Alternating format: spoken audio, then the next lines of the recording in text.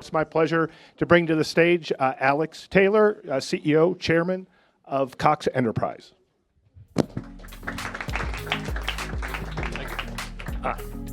Set the stage, just for people who don't know, describe Cox in kind of your portfolio. Well, we are first of all, I just want to tell everyone thank you for being here. This is a really important topic to a lot of us, and it's just great to see so many faces. Cox Enterprises is a 128-year-old family business, started as a newspaper in Dayton, Ohio, and now is involved in all kinds of things like Axios, greenhouses, plastics recycling, telecommunications, media, other things. So that's a little snippet. So I want to set the scene. We're in Newfoundland. We're fishing, fly fishing on the Hunt River, which is one of the most beautiful places on earth. We're dry fly fishing for salmon. And I am with Alex, and I look over, and when you catch and you land a big salmon, when it sees you, it runs. And so it's a great fight. It's an epic experience. But once you bring the fish in, probably out of shock, exhaustion, the salmon will sit on the shore right next to you. And I looked over at Alex, and I swear for 15 minutes, it was like with the look of like the wonderment of a child. He's just looking at the salmon, like gently petting the salmon. And it's so captured like your love affair with this fish. And I'm just curious, like where did that start?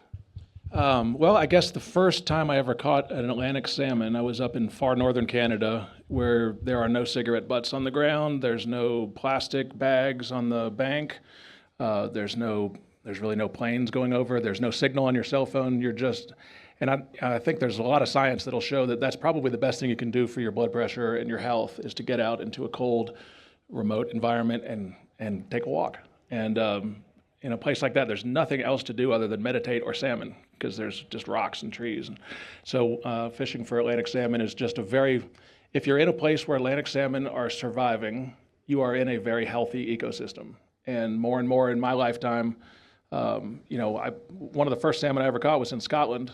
Might have been the first one I ever caught. It's very hard to catch a salmon in Scotland anymore. It's gotten too warm. There are too many fish farms, and these fish, we all love salmon, and these fish farms are spreading all over the world, and they're polluting the water, and the populations of wild fish plummet the moment you put in a fish farm.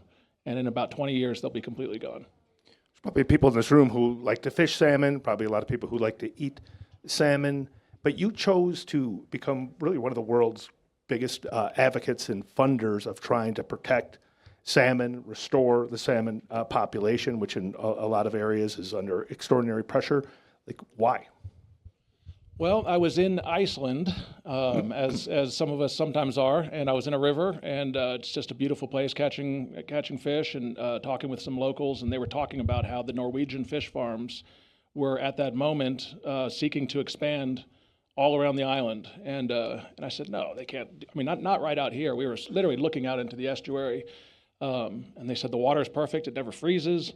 It's cold. It's conducive to salmon, but there'll be infestations of lice, and when the wild fish try to migrate up into the river, they'll be eaten alive by these salmon, and survival rates drop. And I'm like, well, we've got to do something about that. What are you all doing? And they said, oh, these are billion-dollar companies. There's no way you can stop them. Do you know how they operate? And I was like, well, there's got to be something that can be done. So North Atlantic Salmon Fund is an organization that is in Iceland. They do a lot of phenomenal work. The Atlantic Salmon Federation is another global group that does a lot of great work. But we built a website, salmon.info, that has all the information you need about what salmon farms do, the importance of it, why salmon are a keystone species, and the health of them reflects the health of basically the entire North Atlantic, which is a beautiful place and becoming more and more relevant every day.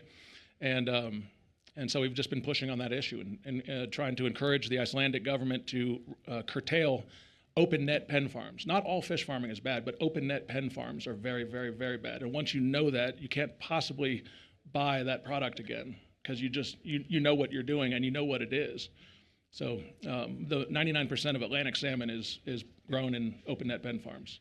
The world is supposed to be the home to 10 million Atlantic salmon, but instead it is the home to 900 million in these in these circular floating death camps that basically just, a quarter of them die every year, and they just spread chemicals, they spread disease, they spread parasites, and it's just awful. And it's just one of those things where, we run a big company and we do all these other things, but once you know this, you're kind of like, can't we do something about this? And so you start trying to engage people to spread the word, build websites, start petitions, just make sure people know. But unpack that a little bit more. Like, you run a huge company, you have a lot of money, you could go get a yacht, you could do nothing, you could sit on your ass. But like, you decided, no, I'm going to put an extraordinary amount of not just money but time into all these different conservation efforts. Like, why? Of all the things you could do, why conservation? Why? I guess you sort of realize in time that you're not going to be here forever. You want to make a difference in the world. You love your kids and you want them to sort of think what you do is important and cool, and you're not, kind of winking at them and just turn a blind eye to this. It all works out at our weekend lake house. It doesn't matter how you make money. It does matter how you make money. It matters what you do with your money. And so this is just a topic. There are many topics that are important. This is just a topic that is important to me. I also feel like in my genetics is journalism. I mean, our whole business, our whole identity came from newspapers, and watching newspapers, go away and become less and less a part of the human experience in people's hometowns is hard. And we tried, building websites and newsletters and everything, but nobody on earth did it better than Axios. And so that's what brought us to you. If we invest in something, we have to really like the founders, the mentality, the culture. Are they doing it for the right reasons? And that's the sort of story of you and I and how we got to know each other, and why the best thing we can do for journalism is just stabilize the balance sheet. I mean, give you what you need to do Axios. This is the most impressive group and lineup of events in this very impressive place with all these impressive companies, but everybody wants to come in here. There's a reason for that. It's because they're just solid, hardcore professionals that just do a phenomenal job. Everybody in this room. We appreciate that. Including the attendees. The original, you and I were talking about this a couple weeks ago, the original purpose of Davos was to bring people together to talk about that's why sustainability. Now it's come to talk about Trump or talk about AI.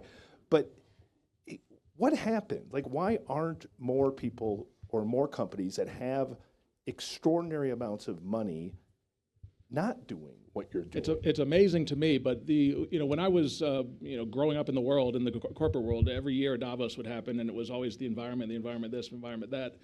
And so I started coming to, there might be some connections we can make. There might be some great investments in clean tech opportunities, ways to change the world, make it cleaner, make it run better, make it more efficient, whatever.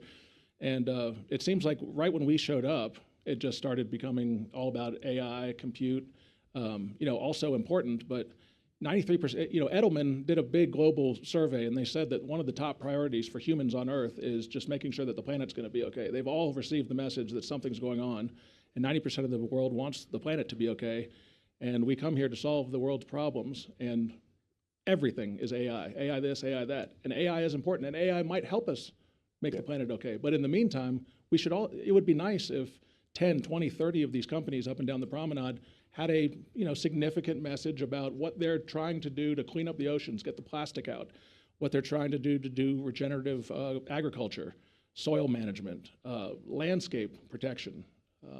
Some of the things we've done in the last year are highly inspirational to me, but they're pretty small. I mean, we're not that big of a company on the global scale. Well, it's small, but like a good example to all the rich people out there who don't do the right thing with their money. My adopted home is Maine, and there's a river there, Kennebec River, that used to be teeming with salmon, and it's not. Second largest salmon river in the world. And talk about what you did. This is like a massive project that's going to restore a species in a river. So the largest salmon river on Earth was the Connecticut River, and that has over 100 dams on it now. And sometimes salmon get above the first one, sometimes the second one. They don't get past the third, fourth, fifth, and certainly not the 100th. It's gone. It's a dead river, which is really a shame, because it's one of the things when the settlers came here, they were like, this place is incredible. I mean, Manhattan was like one of the wildlife, most extraordinary wildlife places on Earth. And it's the reason that we went to America is because of the game. There's 3 million miles of rivers, there's mountains, there's prairies. The diversity of landscape is incredible. And then we just put up condos and factories and kind of eradicated all that. But there's opportunities now where the dams that were put on the Kennebec River There's 9 of them, but there are 4 particular ones that go up from the coast. And if you take out those 4, you can get to a place called the Sandy Creek and then get into 700 miles of spawning habitat. And the federal government, NOAA, says that if you remove those dams, they believe that the amount of increasing populations in Atlantic salmon will remove the Atlantic salmon from the endangered species list in America. So there was a movement afoot to try to buy those dams. They're owned by Brookfield. CEO of Brookfield's now the Prime Minister of Canada. There's a lot of trickiness in all that. But we got the money together, and we came in. We knew that the opportunity was there. They couldn't close the gap. We came in and we funded the whole gap to get to a purchase. So we now own the dams, and so that's a problem. We're now dam owners, and we're killing the dam fish and all that. But in the next 10 years, we will blow them all up and take them out and restore the flows of that river to get up to this cold natural water in the center of Maine. It could be one of the great conservation stories of all time. That's amazing. It really could be.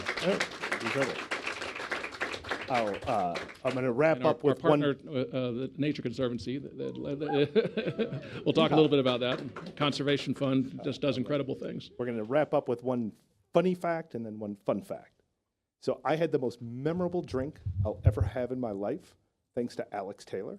We were hunting in, you can't make it up, or we were fishing in, you can't make it up, Greenland. And Alex goes, I'll be right back. It's like, whatever, we just got back from fishing. Leaves for about a half hour, comes back, pulls out a bottle of vodka, and had gone out and cut a little piece of ice off of a glacier and made us martinis with glacier ice. So that's the best drink that I'll ever have. Very then the fun fact is, you're an author. You've written a book. It's about to be published again. What is it? The Longest Cast. It's all sold out on Amazon, but it's coming back. So give me about 6 months, and there'll be lots of copies out there for everybody. And tell the story of the book. It's a book. I wrote it right after college. I knew I was going to have to go heads down and work at our business, but I wanted to do something on my own, and so I did a trip around the world to all the best fishing destinations and did pictures of the people and places you see there, and just it wasn't really a big issue then, but conservation. It was sort of what is the conservation challenge in that place. And did a write-up on that. And so there's places like Bhutan. You'd never think about conservation of Bhutan, but went to Bhutan, went to New Zealand, Scotland, Alaska, Botswana, all kinds of cool places.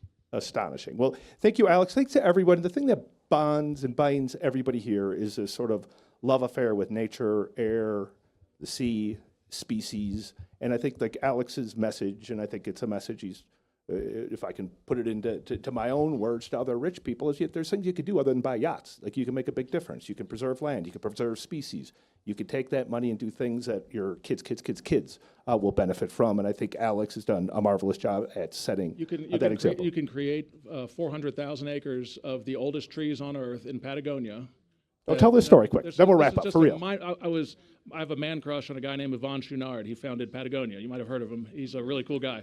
And we were fishing together, and I try to soak up the wisdom and how did you do it? How did you get a company that is associated with doing good things and make it $1 billion business and all this stuff? And he was talking about him and his buddy Doug Tompkins, the guy that founded North Face, and they were best friends. And he died in a kayaking accident down in Patagonia. But he really dedicated his life to setting aside these places. I think it was 13 million acres of Patagonia have been preserved in national parks because of the work of Doug Tompkins and his wife and Yvon. And but he kept saying there's this place, he could never do Koshimo. It's such a shame. Koshimo, this, that. And I said, what is Koshimo? And he said, oh, it's a place that we tried to buy, but we just couldn't get it done. And my competitive nature, I'm like, where's this place? And he said, it's a couple hours north of here. So we went up, sort of impromptu, and went into this forest of Alerce trees. These are the oldest trees on Earth. 5,000. The oldest one on Earth is actually there. It's 5,000 years old, but the entire forest is thousands of years old, and it's very steep, so it's hard to timber over the years. But a guy down there came up with the idea to dam up the whole thing and turn it into the largest hydroelectric dam in the Americas, with the largest transmission lines on Earth, and basically wipe it all out. But there was a move afoot. Captained in part by that guy's son, who was a major environmental guy, to raise money, and they were trying to do that. And so we came in and got that last gap, and they, I think it's been announced, I hope so. Yes, it has. Okay, good. I'm not speaking out of school here, but the TNC, was a major the leader of that whole project, and we were able to buy the Pushagin Forest, which is a massive swath right in the middle of all the national parks there. But it was a place that would otherwise have been dammed to create power for the fish farming capital of South America, which is Puerto Montt, Chile. So it's like a triple insult, but it won't happen anymore. So that's Beautiful. good, and you should all go down there and check it out. Thank you, Alex. Appreciate it.